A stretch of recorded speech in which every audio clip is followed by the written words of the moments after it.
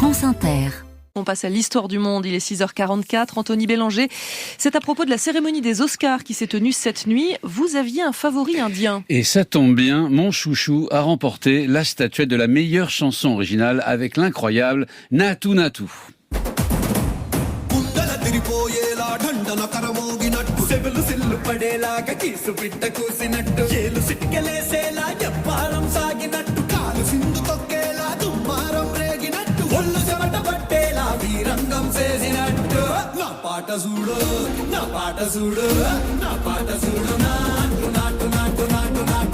Natu Natu, ça signifie simplement danse, danse, et ça danse effectivement dans une langue qui n'est pas de l'hindi, mais du Telugu. C'est une langue parlée dans 2 États indiens, l'Andhra Pradesh et le Telangana, c'est-à-dire par plus de 80 millions de personnes.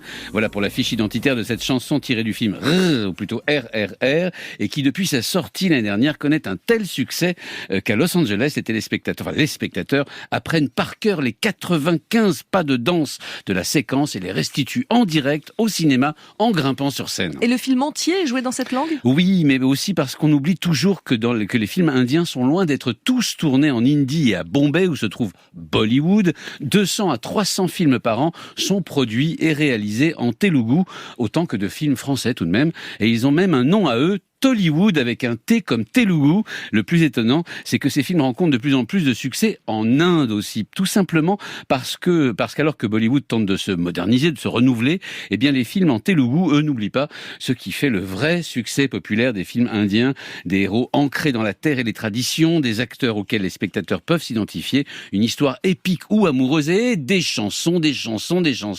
RRR en plus une touche d'héroïsme qui plaît à tous. Et qui plaît à tous, la preuve, c'est aussi un succès en Occident. Un succès qui est rarissime pour un film indien. RRR est encore aujourd'hui classé dans les 10 premiers films en langue étrangère de la plateforme Netflix, qui a fait le pari de le programmer. Il a même rencontré un vrai succès aux États-Unis, dans les cinémas cette fois, peut-être parce que l'histoire est accessible à tous, et oui, la lutte contre le colonialisme et l'injustice, peut-être aussi parce que certains des décors nous sont familiers. Natu Natu a été tourné en Ukraine, dans les jardins du magnifique palais Mariinsky à Kiev, palais qui n'est autre que la résidence officielle des présidents ukrainiens.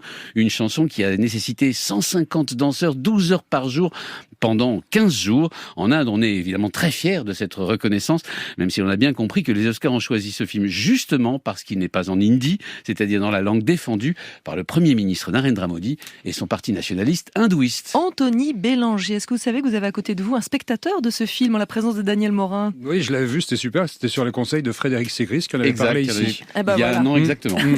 Merci Anthony.